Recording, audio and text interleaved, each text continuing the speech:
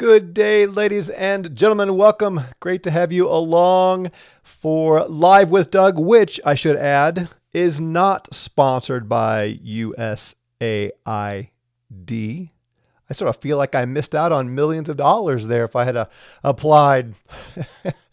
Obviously kidding here. Welcome, everybody. Glad to have you with us. Darren asked if anybody watched the James White Septuagint thing. Did you watch it, Darren? Anybody else? I have found James White to be helpful, but sometimes I have a hard time following some of his arguments. So if anybody does watch it, let me know if it's worth looking at. Stephen says, just finished Exalted, highly recommended reading it. Well, thank you. Glad it was beneficial. Good morning, Renee there in Quebec, cold, snowy Quebec. Cool. Blake says, no way, I'm finally going to be able to watch live. Hello from Tuscaloosa, Alabama. Well, welcome. Great to have you. Got Ron over on Facebook. Linda Constantino. I don't think we've seen your name on here before. Welcome. Glad you're here. Darren did. Was it worthwhile? Should we look it up, Darren, and track down? So James White was he debating as he often does, or just discussing the Septuagint with somebody?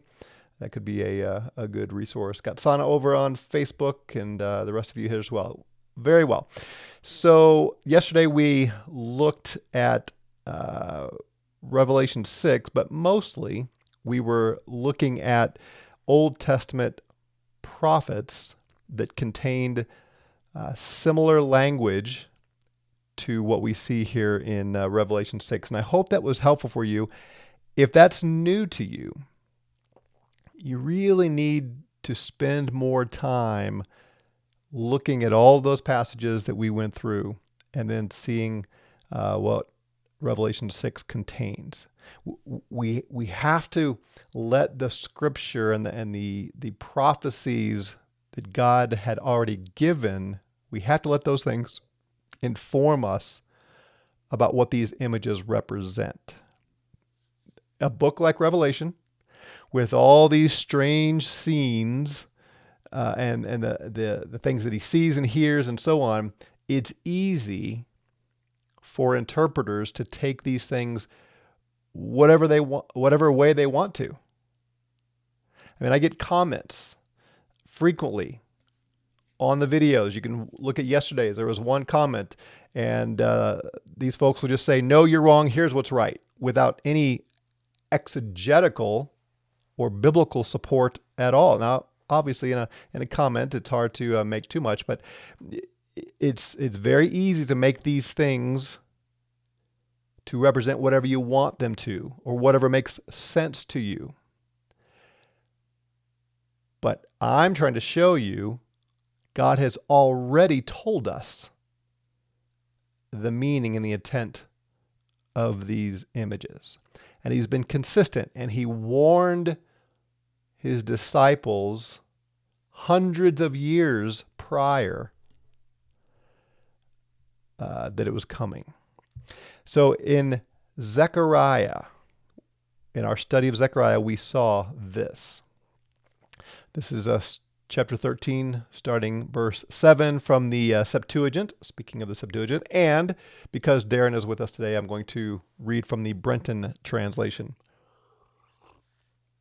It says, awake, O sword, against my shepherd, and against the man who is my citizen, saith the Lord Almighty. Smite the shepherds, and draw out the sheep, and I will bring mine hand upon the little ones. So God is saying through Zechariah that someday he is going to strike the shepherds, the leaders of his people, and it's going to have impact on the little ones, right? Which may be the shepherds. And it shall come to pass that in all the land, saith the Lord, 2 parts thereof shall be cut off and perish, but the third part will be left therein. When he strikes the shepherds of his people, 2/3 of them are going to be cut off, 2/3 of the people in the land. But a third shall be spared. And I will bring the third part through the fire, And I will try them as silver is tried, and I will prove them as gold is proved. They shall call upon my name, and I will hear them and say, this is my people, and they shall say, the Lord is my God. So whenever this time of striking the shepherds and smiting the land comes, 2/3 are going to be destroyed, but 1/3 are going to be are going to survive, but they are going to be refined like gold and silver is refined in fire.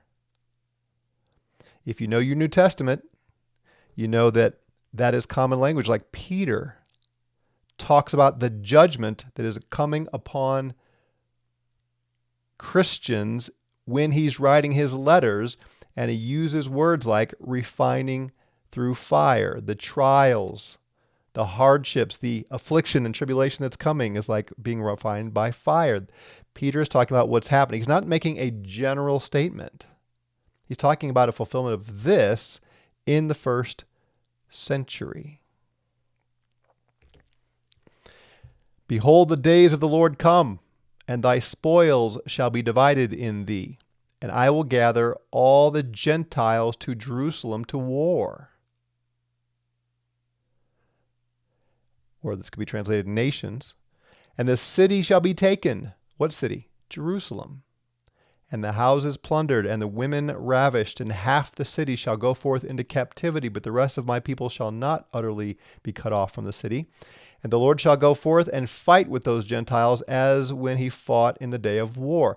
So the city is going to be destroyed. Some are going to be killed. Some are going to be saved. And then God is going to turn his anger on those who were fighting in the day of war. I'm trying to get the exact wording here.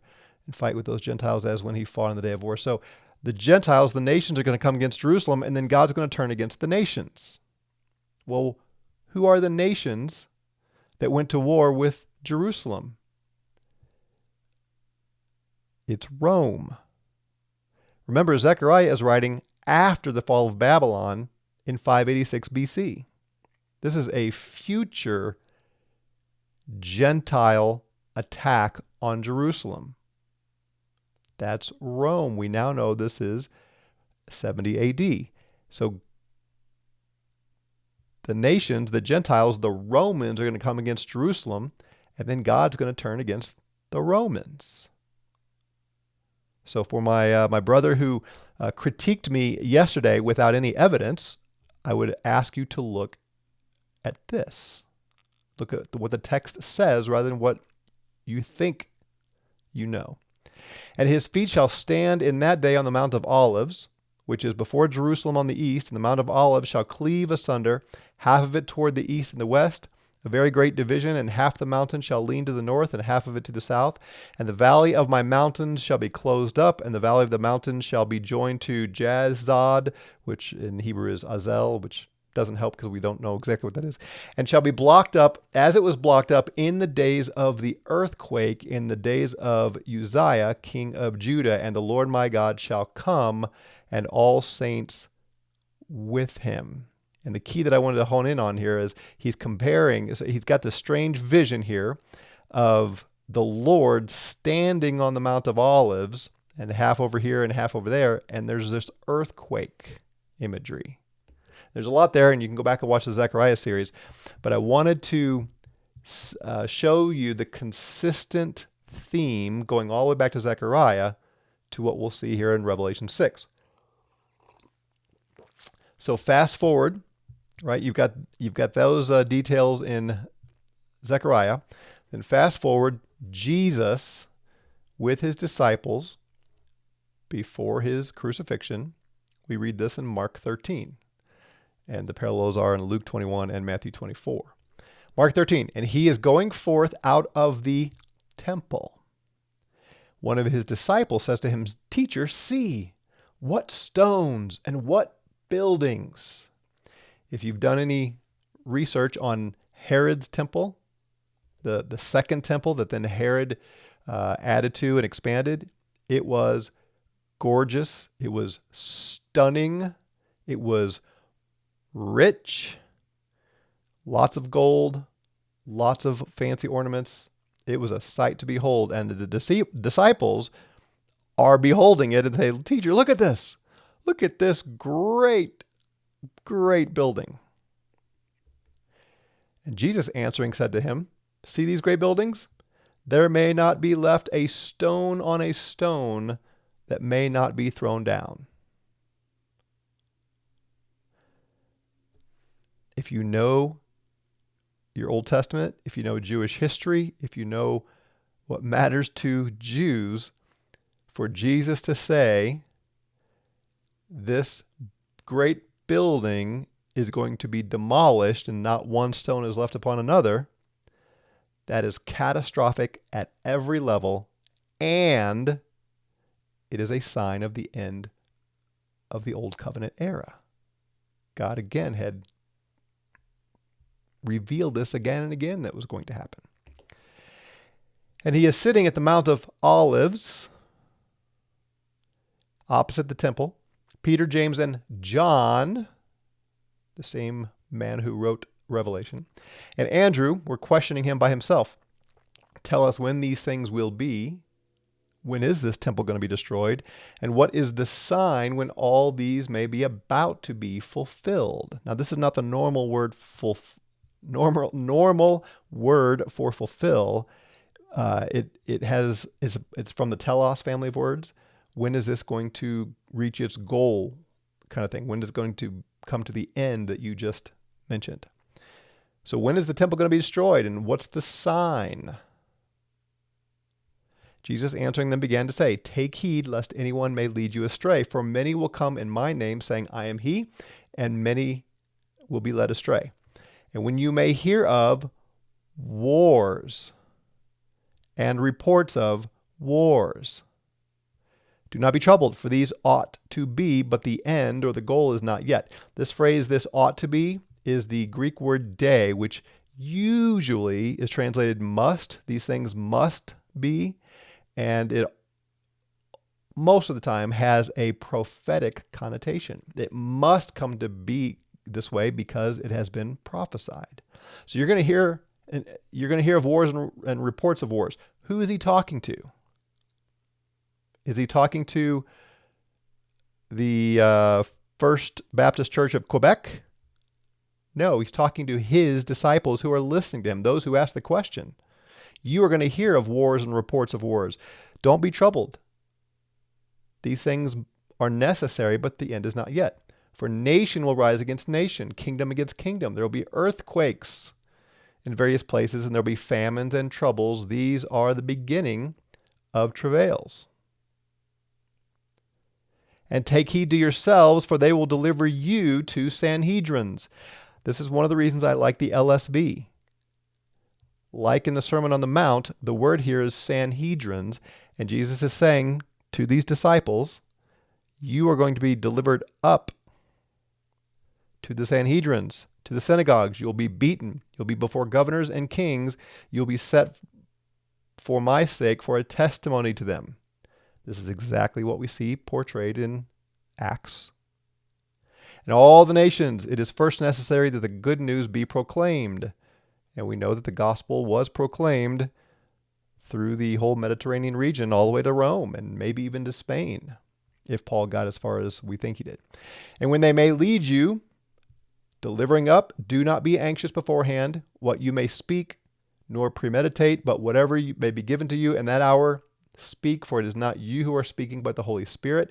How many times in Acts do we see, and Peter, filled with the Holy Spirit, said, as they are taken before these Jewish leaders and Gentile leaders, and they just start speaking, and they speak profound things.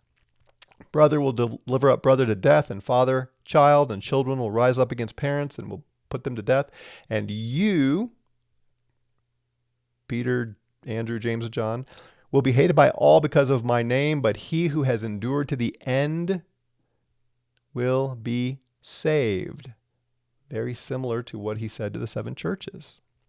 And when you may see the abomination of the desolation that was spoken of by Daniel the prophet standing where it should not, whoever is reading Daniel, not Mark, whoever's reading Daniel, let him understand. Then those in Judea, let them flee to the mountains.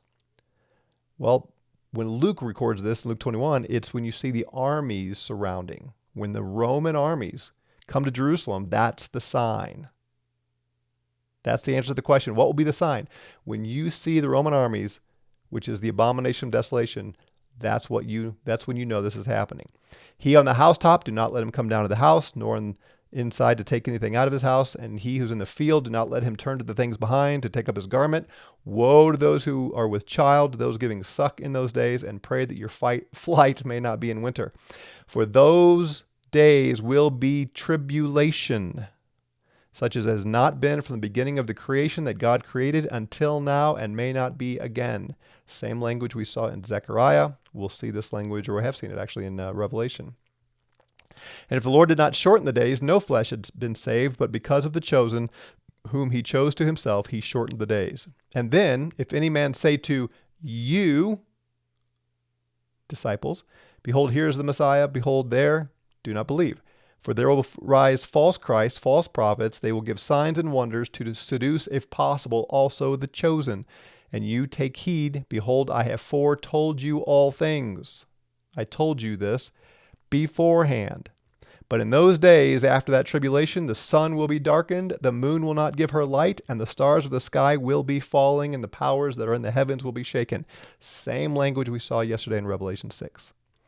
And when they will see the Son of Man coming in clouds with much power and glory, we've already looked at this in Revelation, then he will send his messengers, and that's angels, and gather together his chosen from the four winds, from the end of the earth to the end of heaven. From the fig tree, saw that yesterday, learn the allegory, when the branch may already become tender, when he may put forth the leaves, you know that summer is near. So also when you may see these coming to pass, when you, Peter, Andrew, James, and John, when you see these things coming to pass, you know that it is near at the door.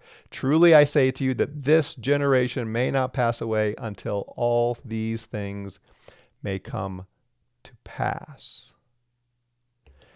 So Zechariah foretold, Jesus to the disciples explained what was coming within a generation. And then John sees this vision, and the Lamb takes the scroll and begins to crack open the seals, which leads to a variety of images, as we will see throughout the rest of Revelation, where all of these things do indeed come to pass. So, Chapter 6, Revelation 6, verse 1, I saw the Lamb opened one of the seals, and I heard one of the four living creatures saying, as it were, in a voice of thunder, come. And I saw, and he sees this white horse. He has a bow, like bow and arrow, archer. And he went forth, overcoming that he may overcome. Oh, and also was given to this one on the white horse a garland or a crown. What does that mean? I think it means someone in authority is given the command, or at least John sees him going forth and killing. That's what overcoming has meant all the way through. Right? So what this first seal, when it's broken, there is a white horse going out with a bow, like an archer, and a crown like a king, and he goes out to overcome, to kill. So there's going to be warfare and death. He opened the second seal. There's this fire-colored or reddish one, and there was given to him to take peace from the earth or from the land, that they may slay one another. I know I've told you before, you really need to be reading Josephus, The Wars of the Jews. He describes this. There was all kinds of battles constantly going on all over the Roman Empire, but especially heading toward the 70 AD time period and the fall of Jerusalem, the inner battles among the Jews. Zechariah predicted this. Here the second seal is removing peace and civil war, slaying one another, turning on one another, that kind of thing. By the way, these don't have to be sequential. Okay, don't get trapped in thinking everything in Revelation is sequential. The third one says, "Come, and I saw the one on a black horse, and he has a balance in his hand," or a scale. And the voice of one of the four living creatures says, "A measure of wheat for a denarius, and 3 measures of barley for a denarius, and you may not injure the oil and the wine." So a measure of wheat was a day's amount of wheat. And a denarius is a day's wage. So just for some perspective, and this is not a one-to-one correlation, but for today's just to kind of bring it today. Think about how much complaining we've all done since COVID at the price of eggs. I saw someone mentioning the other day that they were almost $1 an egg, which seems crazy, right? Inflation has devalued our money. Everything costs more than it did just a few years ago, and that takes its toll. But it hasn't gotten as bad as this is describing. So if you make, $25 an hour, a day's wage, you work 8 hours, that's what, $800? Imagine getting a loaf of bread. I said 800, $200. Imagine paying $200 for a loaf of bread. That's the kind of inflation that we're seeing here because of the famine. But the oil and the wine are not to be injured. So it's sort of adding insult to injury. Oil was used for anointing your head and for kind of like body lotion, but also for cooking, for perfume. It's used for all kinds of things. And it's a luxury. You don't need it to survive. So imagine you can buy the luxurious items like wine and oil, but it costs you $200 for a loaf of bread, and that's about all you can get to eat. Severe famine, and again the sort of insulting part of you get some of the luxuries. Again, we saw it in Mark 13. Famine. Look up Claudius's reign and the famine in the first century. And there were other famines. Paul writes about this in 1 Corinthians 6 or 7 when he says, "Don't get married. I encourage you not to get married." He's not talking about for all time.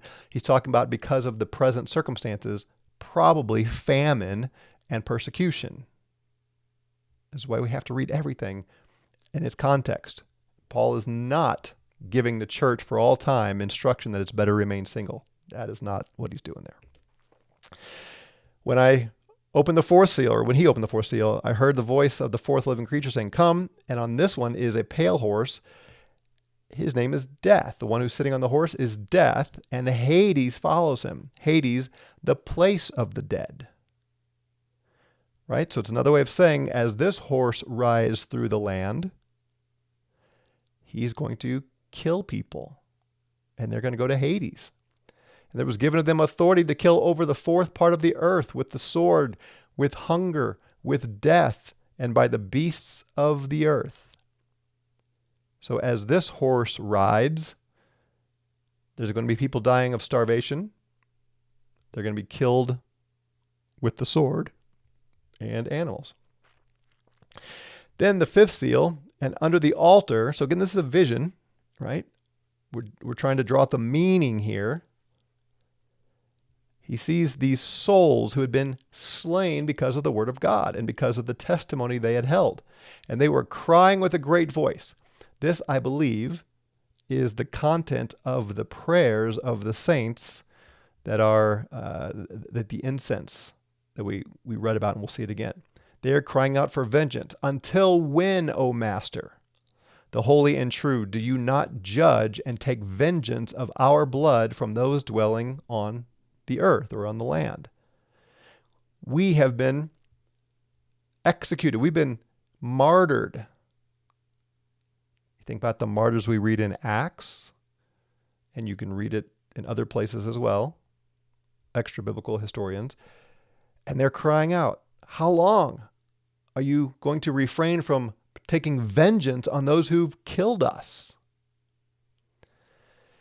And there was given to each one a white robe, and it was said to them that they may rest themselves yet a short time, until may also be fulfilled their fellow servants and their brothers who are about to be killed, even as they.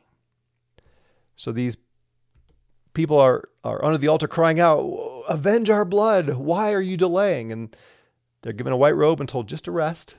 Stay there. There is more martyrdom to come. They will deliver many of you over to the synagogues, and you'll be beaten and you'll be killed. Sermon on the Mount, blessed are those who are persecuted, who are killed for my name's sake. Right? There's more martyrdom to come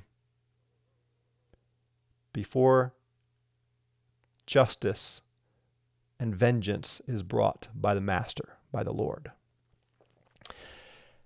I saw he opened a sixth seal, and behold, a great earthquake came, and the sun became black as sackcloth of hair, and the moon became as blood, and the stars of heaven fell to the earth, as fig tree casts her unripe figs, being shaken by a great wind.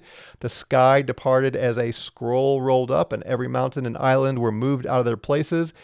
The kings of the earth, and the great men, and the rich, and the chiefs of thousands, that is a Roman general or captain term, and the mighty and every servant and every free man hid themselves in the dens and in the rocks of the mountains, and they say to the mountains and to the rocks, fall on us and hide us from the face of him who is sitting on the throne and from the anger of the Lamb, because the great day of his anger has come, and who is able to stand.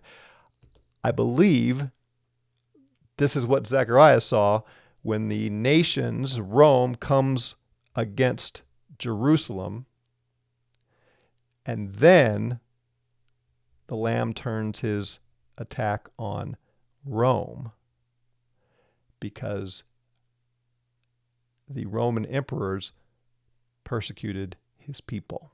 It's all right here, following up on Mark as well as Zechariah.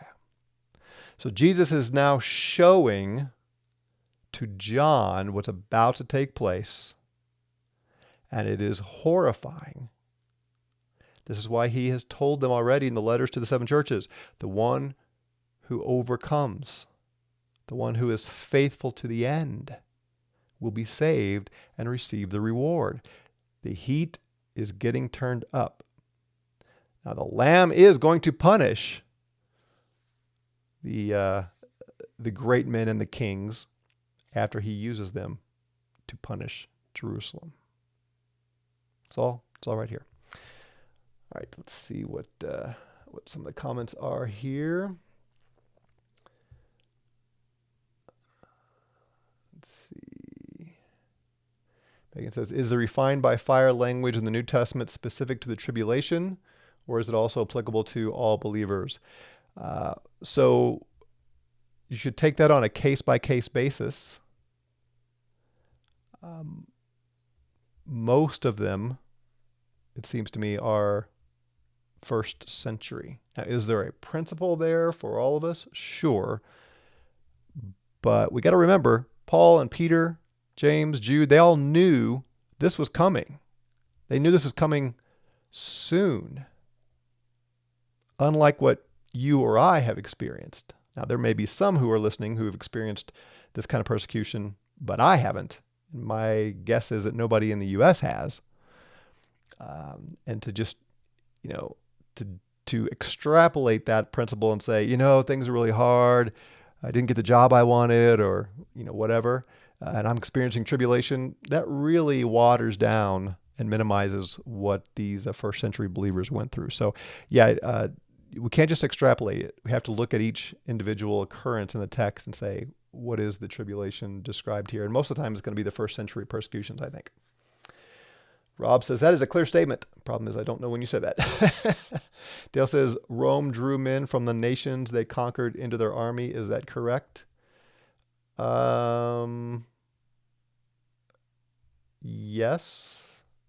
I'm trying to remember what I might have said that would have sparked that comment. Darren says, you couldn't be a legionary unless you were a Roman citizen. The Christians at the time fled to Perea. Yeah, you'll see that in the history books. That's what it means when he saved his people. They listened to Jesus. Oh, here come the Roman armies. Get out of here. Run for the hills. However, it says true, but some slaves from other nations were freed. They could serve. Oh, you guys are talking about that. Animations describe the abomination of desolation a little bit more. Yeah, so desolation, if you look up desolation in the prophets, especially in Daniel 9 and Isaiah, well, really all of them, it's the fact that the city, the holy city, and God's house, the temple, would be destroyed and be left desolate. That's an abomination. So you got to get away from what you've heard from your dispensational roots, and I don't know about your background, but in general, that it's the Antichrist. And no, it's none of that. It's an abomination. It's because of their abominable wickedness that God says, I'm going to make this city and this house desolate.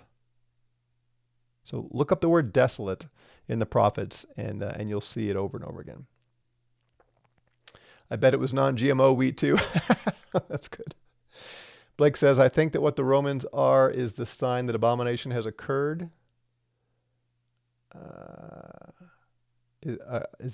you getting at what I just said? Probably sounds like. Christian says, currently rereading Josephus definitely gives you a historical context of this prophecy. Yep. In fact, if you want to cheat, which you need to read Josephus, but if you want to cheat, ask Grok or ChatGPT or Gemini or Perplexity or whatever your favorite AI is, and ask it for a summary of Josephus' description of the war of the Romans and the Jews, and ask for a pretty explicit detail of the horrors of it, and you'll see it's awful. In light of 610, was wondering if death by the beasts of the earth alludes to the Colosseum tortures. Ooh, interesting. I hadn't thought of that. Maybe. That's a very interesting observation.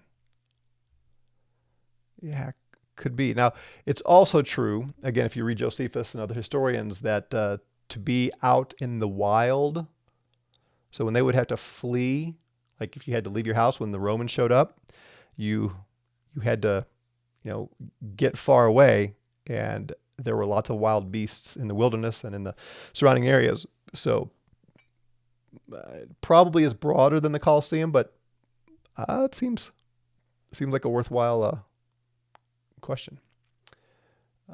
Does Zephaniah 1, 7 and 9 have any connection here? All right, I'll take just a moment. Take a look. Zephaniah.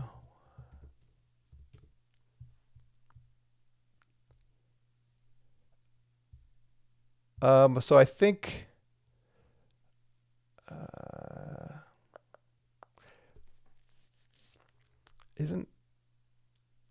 I think Zephaniah, because he was at the time of Josiah, this would probably be alluding to 586.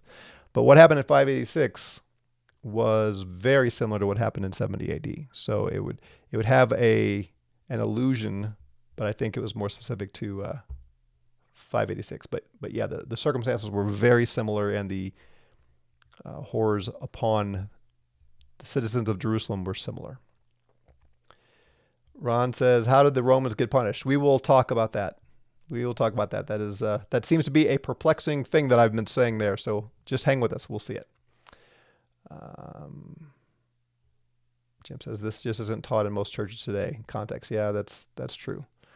Because we've been trained in seminaries to not read the Bible, but to read the words of men. Mary Beth says, I think the abomination might be the Roman flag standard that is raised in the, maybe, but if you look at the word desolation in the prophets,